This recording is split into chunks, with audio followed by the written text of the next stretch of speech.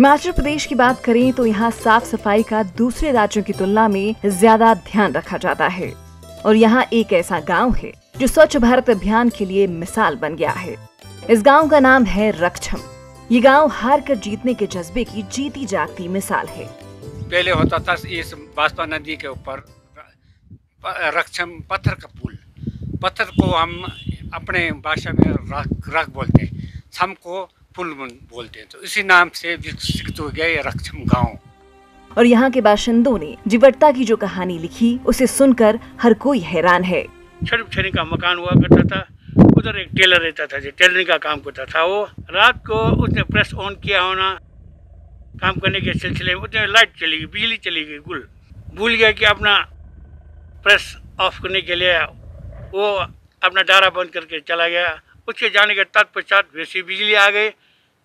बिजली आई, उसका प्रेस इतना गर्म हो गया कि उसका वो खोखा में मतलब कपड़ों में लग गया जी आग। उससे पूरा उस मोहल्ले में लोग जब तक जागे तब तक आग इतना भयंकर फैल चुका था कि पूरा गांव आग के चपेट में आ गया। इस भीषण अग्निकांड में लोगों के पुश्तैनी मकान जलकर राख हो गए थे। इस घटना में लोगों की करोड़ों की संपत्ति, जेवरात और पुश्तैनी चीजें जलकर राख हो गईं।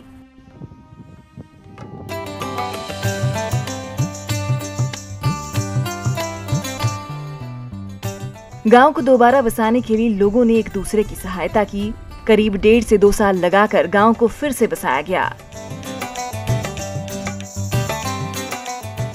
इस गांव की एक खास बात यह है कि यहाँ पर रहने वाले ग्रामीणों को गांव के हर नियम का ख्याल रखना पड़ता है।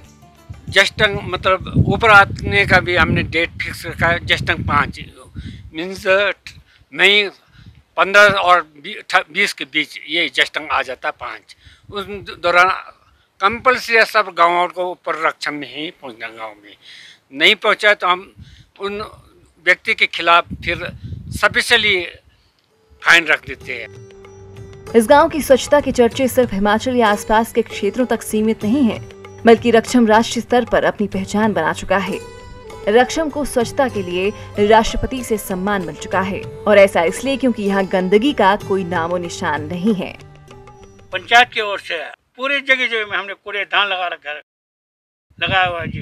जो भी पर्यटक लोग आते हैं अपना जैसे कोई ड्रिंकिंग वाटर लेते हैं या कोई जूस वगैरह लेते हैं या नमकीन इत्यादि लेते हैं, उनके प्लास्टिकों को डालने के लिए हमने सब जगह ये बिछा रखा है जी कूड़ेदान, है ना जी। और गांव में ये पहला गांव है जो सीवरेज लाइन से अटैच है। हर घर में हमारे शौचालय है जी, सबके पास। कोई गाँव में बिल्कुल गंदगी नहीं मिलेगा जी।